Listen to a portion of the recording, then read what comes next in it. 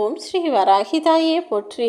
என் அன்பு குழந்தையே, நம்பிக்கையோடு என்னுடைய கையை தொட்ட உனக்காகவே நீ எதிர்பார்த்ததெல்லாம் இப்போதே உன் கைகளில் தரப்போறேன். இன்று இரவுக்குள்ளாகவே உன் வேண்டுதலை நிறைவேற்றி நீ எதிர்பார்த்தபடி உன் வாழ்க்கை பயணத்தையும் நான் மாற்றி அமைக்கப் போறேன் என் செல்லமே. என் வாழ்க்கை பயணத்தை பற்றி நீங்கள் 1000 குறை சொல்லலாம், ஆனால் என் நிலைமையில் இருந்து பார்த்தாதான் உங்களுக்கு என்னுடைய கஷ்டமும் வலியும் வேதனையும் புரியும் என நீ அடுத்தவர்களோடு ஒரு முறை சொல்லித்தான் பாரு. நீ வாழ்கிற வாழ்க்கையை அவங்க ஓ நிலமையில இருந்து வாழ்ந்துருந்தாங்கன்னா நிச்சயமாக இந்த அளவுக்கு கூட அவங்களால தைரியத்தோடு இருந்திருக்க முடியாது. அந்த அளவுக்கு நீ உன்னுடைய பிரச்சனைகளை சமாளிச்சுக்கிட்டும் கஷ்டங்களை கடந்து வந்து கொண்டும் தானே வாழ்ந்து கொண்டிருக்கிறாய். எந்த மனிதராக இருந்தாலும் சரி, தன்னுடைய தவறுகளை உணர்ந்தால் அவர்கள் திருந்து விடுவார்கள். ஆனால் தன்னுடைய தவறை நியாயப்படுத்தும் மனிதன் ஒரு நாளும் வாழ்க்கையில் திருந்த போகிறதும் இல்லை, மாற போகிறதும் இல்லை. உன்னுடன் பழகும் எல்லார் மீதும் நீ பரிதாபப்படுவது என்பது கூட ஒரு விதமான பலவீனம்தான் என் செல்லமே. ஏன்னா நீ எல்லாரையும் ஒன்றை போலவே நினைக்கிற. யதார்த்தமாக அன்பா பாசமாக வெகுளித்தனமாக பழகிற நீ ஒவ்வொருத்தருடைய கஷ்டத்தையும் புரிஞ்சுக்கிட்டு அவங்க இடத்துல இருந்து உன்னை பார்க்குறதால அவர்களுடைய கஷ்டமும் அவங்களுடைய வீட்டில் இருக்க பிரச்சனையும் அவர்களது மன வருத்தத்தையும் உனக்கு சுலபமாக புரிய வருது. ஆனால் அதில் எத்தனை பேர் கஷ்டத்தை மட்டும் உன்கிட்ட காட்டுறாங்களே தவிர அவங்க சந்தோஷத்தை உன்கிட்ட சொல்கிறதில்ல. எத்தனை பேர் போலியான வாழ்க்கையை வாழ்ந்து உன்னை ஏமாற்றுகிறார்கள் என்பது உனக்கு தெரியாமலே போய்விடுகிறது என் செல்லமே.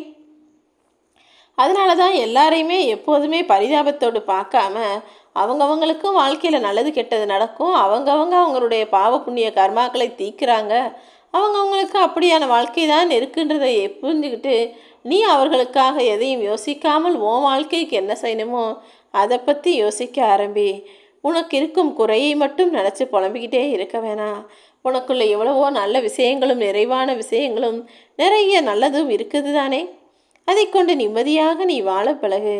ஏன்னா குறையே இல்லாத மனிதன் என இந்த உலகில் யாருமே பிறக்கவில்லை என் செல்லமே. எல்லாருக்கும் ஏதோ ஒரு வகையில் மனசளவிலையோ அல்லது உள்ளத்தளவிலோ உடல் அளவிலோ ஏதாவது ஒரு குறை இருந்துக்கிட்டு தான் இருக்குது. எல்லாருமே இங்கு நல்லவர்களும் கிடையாது, எல்லாருமே இங்கு யோகியவான்களும் கிடையாது என் செல்லமே. நீ யோசித்து யோசித்து ஒரு செயலை சரியாக செய்ய தொடங்கும் போது யார் என்ன சொன்னாலும் அதை காதில் கேட்காத செவிடனாய் மாறிவிட வேண்டும். ஏன்னா நீ ஒரு முக்கியமான விஷயம் பெரிய விஷயமாக செய்கிறதுக்காக முயற்சியை செய்ய தொடங்கும் போது உனக்கு நல்லது சொல்லி உன்னை வாழ்த்த நினைக்கும் மனிதர்களை காட்டிலும், உன்னால் ஜெயிக்க முடியும்னு உனக்கு உற்சாகமான சொற்களை சொல்லும் மனிதர்களை காட்டிலும் இது உனக்கு சரியாக வராது, இதை உன்னால் செய்ய முடியாது, நீ தோற்று போயிடுவேன்னு உன்னை அழிக்க நினைக்கும் போலியான சொற்கள் நிறைய வந்து உன் காதில் விழுகும். அதனால தான் நீ முன்னேற துடிக்கும் போது உன் முன்னால் இருப்பவர்களின் பேச்சை கேட்காத ஆளாக இருக்க சொல்கிறேன். உன்னுடைய நிலைமை கொஞ்சம் தாழ்ந்து போனாலும் சரி, சரிஞ்சு போனாலும் சரி, பல பேர் தன்னுடைய உண்மையான முகத்தை காட்டி விடுவார்களேன்னு செல்லமே.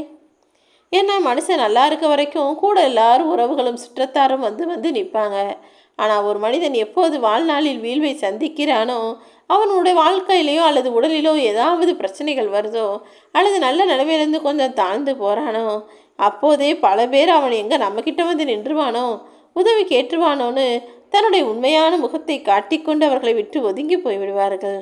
ஒரு பறவையானது மிக பெரும் மலை மீது பறந்து போய் அங்கே இருக்கிற பெரிய கிளையில் ஒரு ஓரமாக நிற்கிதுன்னா அது தன்னுடைய சிறகுகளை நம்பி தான் அங்கே உட்காருது. ஏன்னா அந்த கிளையே ஒடிந்து விழுந்தாலும் அந்த மரமே சாஞ்சாலும் நம்ம பறந்துடலாம், நமக்கு சிறகுகள் இருக்குன்ற அந்த தன்னம்பிக்கை தான் அங்கே பெரிய விஷயமே செல்லமே. அதே போல் நீயும் உன்னை நம்பு. உன் வாழ்க்கையில் எவ்வளோ பிரச்சனை கஷ்டம் எது வந்தாலும் உன்னால் சமாளிக்க முடியும். நீ அதையெல்லாம் கடந்து பறந்து விடுவாய் என நம்பினால் நிச்சயமாய் உன் வாழ்க்கையில் வெற்றி கிடைக்கும். தொலைந்து போனவர்களை நீ தேடு, ஆனால் ஒளிந்து கொள்பவர்களை தேட வேண்டாம் என் செல்லமே. நிஜமாவே தெரியாமல் உன் வாழ்க்கையை விட்டு விலகி போன மனிதர்களையும் தொலைந்து போன மனிதர்களையும் நல்லது செய்வாங்கன்ற நம்பிக்கையில் நீ தேடுற. அவங்களுடன் உன்னுடைய அந்த பாசத்தையும் பரஸ்பர அன்பையும் காட்டிக்கொள்ளணும்னு நினைக்கிற. அது நல்ல விஷயம்தான். ஆனால் வேணும்னே உன்னை விட்டு ஓடி ஒளிஞ்சாங்களே, உனக்கு கஷ்டம் பிரச்சனை வரும்போது எங்கே அவங்கக்கிட்ட வந்து நின்றுவேன்னு நினச்சி உன்னை தனியாய் தவிக்க விட்டு போனார்களோ அவர்களை நீ தேடியே போக வேண்டாம். புரிந்து கொள்ள முடியாதவர்கள் தொலைந்தே இருக்கட்டும் என் செல்லமே. உன்னை புரிஞ்சுக்கிட்டவங்க மட்டும் உன் பக்கத்தில் இருந்தால் போதும். மற்றவர்கள் அருகில் இருந்தாலும் உனக்கு அது அனாவசியமான கஷ்டத்தை தான் வரவழைக்கும். உன்னுடைய மதிப்பை முடிவு செய்ய வேண்டியது நீதானே தவிர உன்னை சுற்றி இருப்பவர்கள் இல்லை அல்லவா. உன்னுடைய மதிப்பையும் மரியாதையும் நீ புரிஞ்சுக்கணும்னா நீயாக இரு. உன்னை பிடிச்சவங்களுக்கு நேசிக்கட்டும், பிடிக்காதவங்க ஏன் இப்படி இருக்காங்கன்னு யோசிக்கிட்டே இருக்கட்டும். ஆனால் அவங்க முன்னால் நீ ஜெயிச்சு வந்து விடுவாய் என் செல்லமே. யாருக்கிட்டையும் பழகிறதுக்கு முன்பாக அவங்கக்கிட்ட எவ்வளோ காசு பணம் இருக்குது, எவ்வளோ வசதியோடு இருக்காங்கன்னு தகுதியை பார்த்து பழக வேண்டாம். ஏனெனில் இறுதி சடங்கில் அந்த வசதியானவங்கெல்லாம் கைகட்டி நிற்பாங்க. ஆனால் வசதி இல்லாதவனும் உண்மையான அன்பு செலுத்தியவனும் தான் சுமந்து செல்வான். நீ யாரை தகுதியானவங்க நினச்சியோ அவன் தூரமாகவே இருந்து சும்மா ரெண்டு வேடிக்கை பார்ப்பான். யாருக்கு தகுதி இல்லைன்னு நினைத்தாயோ அவன்தான் இறங்கி வேலை செய்வான் என் செல்லமே. காயங்கள் இல்லாமல் இந்த உலகத்தில் காலம் எதையும் உனக்கு கற்றுக் கொடுத்துடாது. அதனால தான் இப்பொழுது சில மனக்காயங்களை நீ அனுபவித்து மனவேதனையோடு எல்லா பிரச்சனைகளையும் எதிர்கொள்கிறாய் என்பது எனக்கு புரியுது. எல்லாம் சீக்கிரமே முடிவுக்கு வரும். சேர்த்து போகும்போது தான் பிறரை சார்ந்து போகிறோம். அதாவது நீ எல்லாரையும் அனுசரிச்சுக்கிட்டு ஒன்றா வாழணும்னு நினைக்கும் போது அடுத்தவரையும் சார்ந்து வாழ வேண்டிய கட்டாயம் இருக்கிறதா? என்ன செய்வது? இந்த உலகம் என்றாலே உறவுகளோடு ஒன்றாய் கூடிய விஷயம்தான். எல்லார்ட்டையும் அன்பு செலுத்தி அனுசரித்து நீ போகிறதுல எந்த தவறும் இல்லைன்னு தான் நான் சொல்லுவேன். நிமிர்த்த முடியாதது நாயின் வால் மட்டுமல்ல, ஒரு சில மனிதர்களின் எண்ணங்களையும் குணங்களையும் கூட உன்னால் மாற்ற முடியாது என் செல்லமே. அதனால தான் எப்போவுமே அடுத்தவங்களை மாற்ற நினைக்காத, அதுக்கு பதிலாக உன்னையே நீ மாற்றிக்கோன்னு நான் சொல்கிறேன். பலம் வாய்ந்த சிங்கங்கள் கூட வேடன் பொறி விரிச்சா அதில் மாட்டிக்கணும், ஆனால் நரிகள் மாட்டுவதில்லை தெரியுமா? அதே போல் நீயும் சாதுரியமாக எல்லா விஷயங்களையும் செய்யக்கூடிய ஆளாக இரு. இங்கு பொறிகள் நிறைய இருக்குது. அந்த வேடன் பொறி விரித்தது போல், அந்த வேடன் வலை விரித்தது போல் உனக்கு எதிராகவும் நிறைய பேர் வலையை விரிச்சுக்கிட்டு நீ எப்போ அதில் மாட்டுவேன்னு காத்துக்கிட்டு இருக்காங்க. சாதுரியமாக, தைரியமாக, திறமையாக சிந்திக்கக்கூடிய ஆளான்னு இருந்தீன்னா எல்லா விஷயங்களிலிருந்தும் தப்பிச்சிடலாமேன்னு செல்லமே. உனக்கு தேவையானதையும் கொடுக்கிறேன் என இந்த வராகியம்மா நான் சொல்லிவிட்டேன் அல்லவா? நிச்சயமாக உன் விருப்பங்கள் எல்லாம் நிறைவேறும். இந்த ஊருக்கே உபதேசம் செய்பவர்கள் தனக்குன்னு வரும்போது மட்டும் சில விதிவிலக்குகளை வச்சுக்குவாங்க. நீயும் அப்படி உனக்கென சில விதிவிலக்குகளை வைத்து கொண்டு என் வாழ்க்கையை நான் இப்படி தான் வாழ்வேன்னு நல்லபடியாய் நேர்மையாய் வாழ பழகு.